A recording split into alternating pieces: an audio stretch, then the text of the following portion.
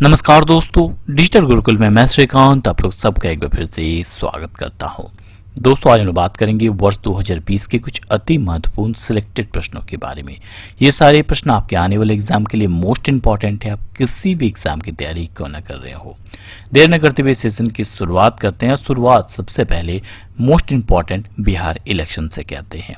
हाल ही में बिहार में विधानसभा चुनाव हुए, कई बड़े परिवर्तन हुए। ये सारे प्रश्न मोस्ट इंपॉर्टेंट है। शुरुआत करते हैं मोस्ट इंपॉर्टेंट प्रश्न से। हाल ही में बिहार की पहली महिला उप मुख्यमंत्री कौन बनी है, यानी first women deputy chief minister of Bihar कौन बनी है। ध्यान रखिए, मोस्ट इंपॉर्टेंट प्रश्न है। तो सही उत्तर है रेणु देवी। क्योंकि बिहार में पहली बार कोई महिला उप मुख्यमंत्री यानी डिप्टी सीएम बनी है, तो ये नाम ध्यान रखिए, नाम है रेणु देवी। सो आपको ध्यान में रखना है कि बिहार की पहली महिला उप मुख्यमंत्री यानी डिप्टी सीएम बनी है रेणु देवी। रेणु देवी 5वीं बार बेतिया सीट से विधायक चुनी गई है, ये भी आपको ध्यान में रखना है। अब जब भी बात आई है महिला की, तो यहाँ पे ऑप्शन में 3 और महिलाओं के नाम है, मिंटी अग्रवाल, हरप्रीत सिंह और प्रियंका राधाकृष्णन। आपको एक बार रिवाइज करवा दूं, ये नाम भी मोस्ट इंपॉर्टेंट है। मिंटी अग्रवाल युद्ध सेना पदक पाने वाली पहली महिला। हरप्रीत सिंह अलायंस एयर के सीईओ नियुक्त की गई है। और ध्यान में रखिए कि देश में विमानन क्षेत्र में पहली बार किसी एयरलाइंस कंपनी की महिला सीईओ बनी है Harpreet Singh. So most important है। नेक्स्ट है प्रियंका राधाकृष्णन, न्यूजीलैंड की पहली भारतीय मूल की यह मंत्री बनी है, ये भी मोस्ट इंपॉर्टेंट है। सो चारों ही नाम आपको रट लेने हैं, किसी भी एग्जाम के लिए मोस्ट इंपॉर्टेंट है। नेक्स्ट, हाल ही में बिहार विधानसभा चुनाव 2020 के बाद कितने उप मुख्यमंत्री चुने गए। तो सही उत्तर है 2 उप मुख्यमंत्री चुने गए, जिनमें से एक का नाम आपने बता दिया, वो है रेणु देवी, और दूसरे जो है वो है तारकिशोर प्रसाद। 2 उप मुख्यमंत्री चुने गए हैं बिहार इलेक्शन विधानसभा चुनाव के बाद। ध्यान रखिए, मोस्ट इंपॉर्टेंट है।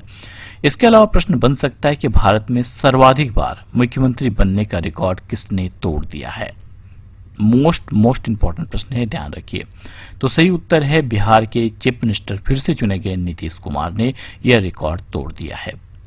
आपको बता दूं कि सबसे लंबे समय तक जो मुख्यमंत्री रहने का रिकॉर्ड है वो है पवन चैमलिंग के नाम, बट सबसे ज्यादा बार मुख्यमंत्री बनने का रिकॉर्ड वो बनाया है नीतीश कुमार ने। अब डेफिनेटली आपके मन में एक बड़ा प्रश्न आएगा कि 2020 में नीतीश कुमार कौन सी बार बिहार के मुख्यमंत्री बन रहे हैं, यानी उन्होंने कितनी बार बिहार के मुख्यमंत्री के रूप में एक शपथ ग्रहण किया। तो कुल 7 बार इन्होंने शपथ ग्रहण किया बिहार के मुख्यमंत्री के रूप में, और ये सर्वाधिक बार है। यानी इससे पहले किसी भी मुख्यमंत्री ने 7 बार शपथ ग्रहण नहीं किया as a chief minister. But अगर पूछा जाए कि भारत में सबसे लंबे समय तक रहने वाले चीफ मिनिस्टर कौन है अपने पद पर, यानी longest serving chief minister of India कौन है, तो उत्तर होगा पवन चैमलिंग, जो कि सिक्किम के मुख्यमंत्री थे। बट सबसे ज्यादा बार अगर पूछा जाए कौन मुख्यमंत्री बने हैं किसी भी राज्य के, तो वो है मुख्यमंत्री कौन, नीतीश कुमार।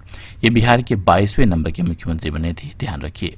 इसके अलावा अगर पूछा जाए कि बिहार में ही सबसे लंबे समय तक मुख्यमंत्री रहने का रिकॉर्ड किसके नाम है, तो बिहार के पहले मुख्यमंत्री रहे श्री कृष्ण सिंह के नाम ये रिकॉर्ड दर्ज है। श्री कृष्ण सिंह 17 वर्ष 52 दिनों तक मुख्यमंत्री रहे थे, जबकि नीतीश कुमार अभी तक 14 वर्ष 82 दिन तक मुख्यमंत्री रहे हैं। अगर वो फिर से मुख्यमंत्री चुने जाते हैं यानी बनते हैं, 5 साल के लिए वो अपना कार्यकाल बनाए रखते हैं, तो शायद वो ये रिकॉर्ड को भी तोड़ देंगे। नेक्स्ट मोस्ट इंपॉर्टेंट प्रश्न कि बिहार विधानसभा चुनाव के बाद बिहार विधानसभा अध्यक्ष के रूप में किसे चुना गया। तो सही उत्तर है नंद किशोर यादव जी को। भाजपा के वरिष्ठ नेता और पटना साहिब के विधायक नंद किशोर यादव को हाल ही में विधानसभा अध्यक्ष के रूप में चुन लिया गया है। अब यहां से ये तो क्लियर हो जाता है कि बिहार के फिर से मुख्यमंत्री कौन बन गए हैं, नीतीश कुमार। अब मुख्यमंत्री के संबंध में कुछ ऐसे प्रश्न हैं जो बार बार पूछे जाते हैं। जैसे पूछा जा सकता है कि मुख्यमंत्री को शपथ ग्रहण कौन करवाता है, या तो उनका कार्यकाल कितने दिनों का होता है, उनकी आयु न्यूनतम कितनी होनी चाहिए। तो आपको एक बार रिवाइज करवा दूं कि मुख्यमंत्री यानी चीफ मिनिस्टर की नियुक्ति के बारे में भारतीय संविधान में अनुच्छेद 164 में बताया गया है कि मुख्यमंत्री की नियुक्ति कौन करेगा, राज्यपाल करती है मुख्यमंत्री की नियुक्ति, ठीक है। और शपथ ग्रहण भी कौन करवाता है, राज्यपाल के द्वारा ही शपथ ग्रहण करवाया जाता है। और मुख्यमंत्री जो है मंत्रिपरिषद की बैठक की अध्यक्षता करता है।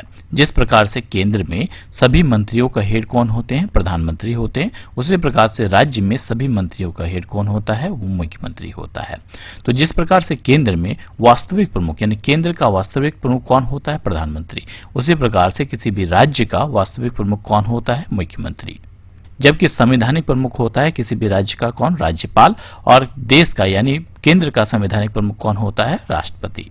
तो ये प्रश्न पूछे जाते हैं, इसलिए इसे ध्यान में रखिए। बहुत बार पूछा गया कि केंद्र का संवैधानिक प्रमुख किसे कहा जाता है या तो राज्य का संवैधानिक प्रमुख किसे कहा जाता है। तो इन सारे प्रश्नों को आप ध्यान में रखना है।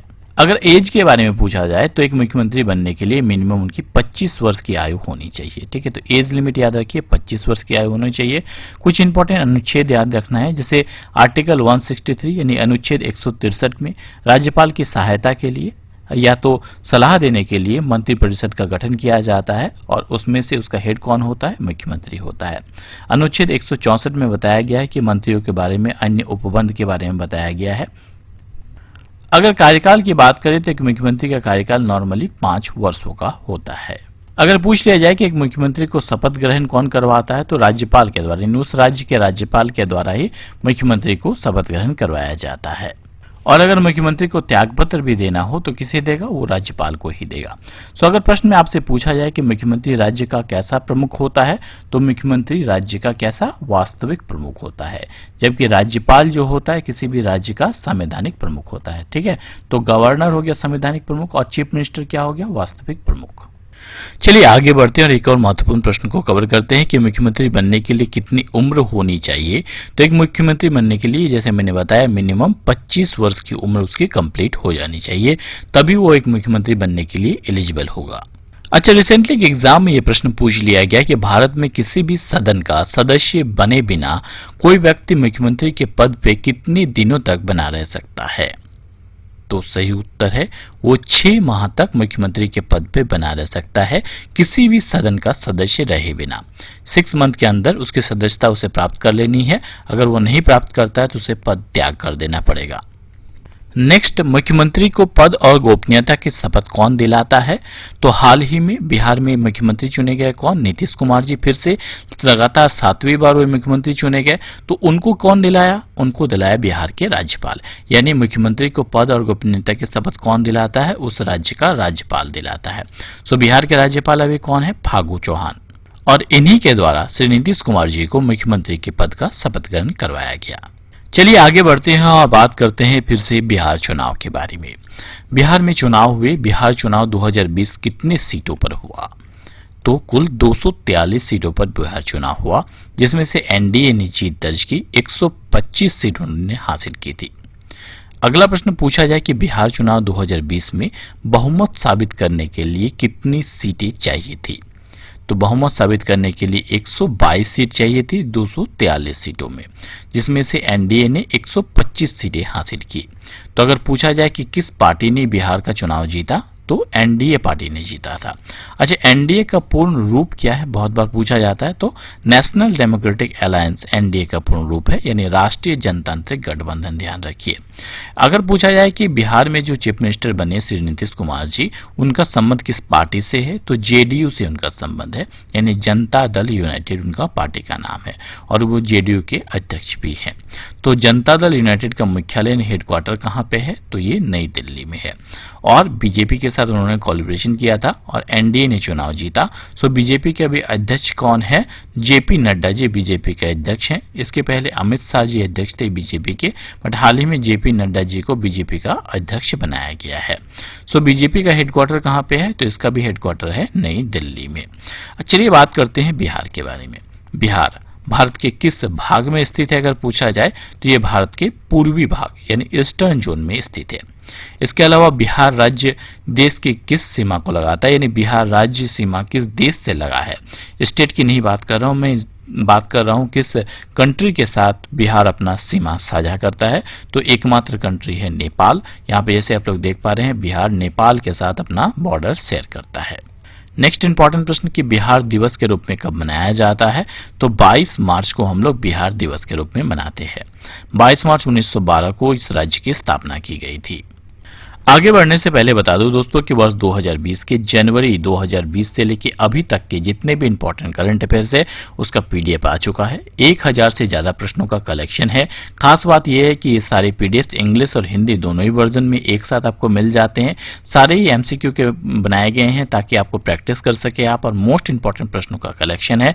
लिमिटेड है, आप चाहे तो डाउनलोड कर सकते हैं, लिंक आपको नीचे डिस्क्रिप्शन बॉक्स में मिल जाएगा। बढ़ते हैं अगले महत्वपूर्ण प्रश्न की ओर कि मूल रूप से बिहार शब्द का अर्थ क्या है।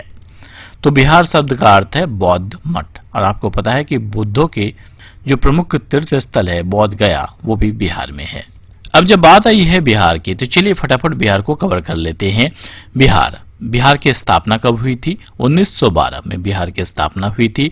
इसी कारण से हम लोग बिहार दिवस के रूप में कब मनाते हैं? 22 मार्च को मनाते हैं। बिहार के मुख्यमंत्री बने हैं नीतीश कुमार। हाल ही में इन्होंने शपथ ग्रहण किया और 7वीं बार बिहार के मुख्यमंत्री बने हैं। 2 डिप्टी सीएम बनाए गए हैं बिहार में। कौन कौन? एक तो है तारकिशोर प्रसाद और दूसरी है रेणु देवी। बिहार की पहली महिला उप मुख्यमंत्री बनी है रेणु देवी, ये भी ध्यान रखना है।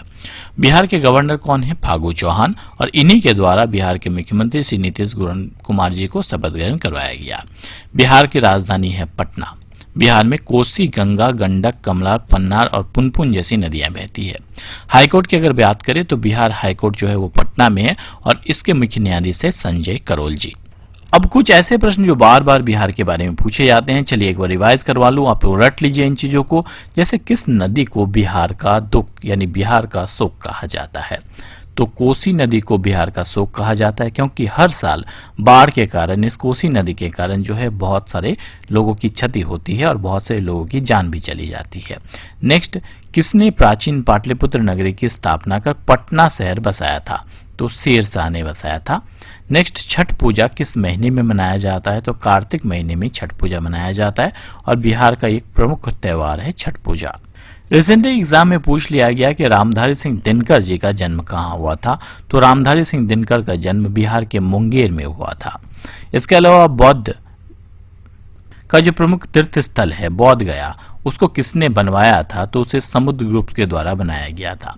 इसके अलावा डॉक्टर राजेंद्र प्रसाद जो भारत के राष्ट्रपति थे, उनका संबंध भी बिहार से है और भारत रत्न जीतने वाले बिहार के प्रथम व्यक्ति थे। कौन? श्री राजेंद्र प्रसाद। इसके अलावा बता दूं कि बिहार के भागलपुर में भारत का पहला कछुआ पुनर्वास केंद्र जो है वो खोला जा रहा है। भारत का पहला और एकमात्र डॉल्फिन वाइल्ड लाइफ सेंचुरी कहां पर है? तो ये बिहार में है। रिसेंटली एग्जाम में पूछा गया जयप्रकाश नारायण एयरपोर्ट कहां पे है? तो ये बिहार में है। इसके अलावा एक मोस्ट इंपॉर्टेंट नेशनल पार्क है, वो है वाल्मीकि नेशनल पार्क। ये भी कहाँ है? बिहार में है। और बिहार के द्वारा, बिहार सरकार के द्वारा हाल ही में घर तक फाइबर योजना की भी शुरुआत की गई।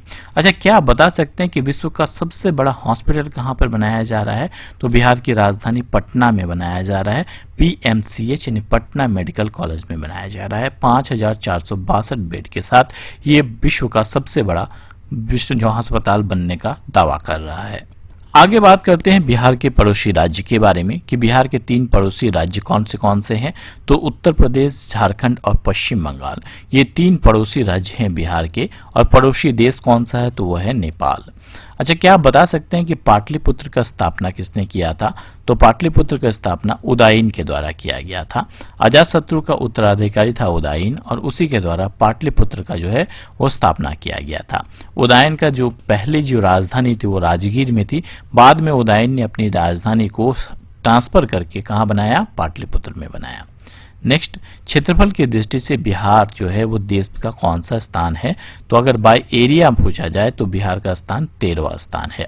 नेक्स्ट, जनसंख्या की दृष्टि से बिहार जो है देश का कौन सा स्थान है उसको? तो जनसंख्या की दृष्टि से बिहार जो है वो 3रा स्थान है। नेक्स्ट, बिहार से अलग होकर झारखंड राज्य कब बना था? तो 15 नवंबर 2000 को झारखंड अलग हुआ था बिहार से। इसी कारण से 15 नवंबर को झारखंड स्थापना दिवस के रूप में मनाया जाता है। नेक्स्ट, किस नदी को बिहार का शोक कहा जाता है? मैंने अभी बताया, तो कोसी नदी को बिहार का शोक कहा जाता है। नेक्स्ट, कोसी नदी को नेपाल में किस नाम से जाना जाता है? तो नेपाल में कोसी नदी को सप्तकोशिक के नाम से जाना जाता है। अगर डिस्ट्रिक्ट की बात करें कि बिहार में कितने डिस्ट्रिक्ट हैं, तो कुल 38 डिस्ट्रिक्ट हैं बिहार में।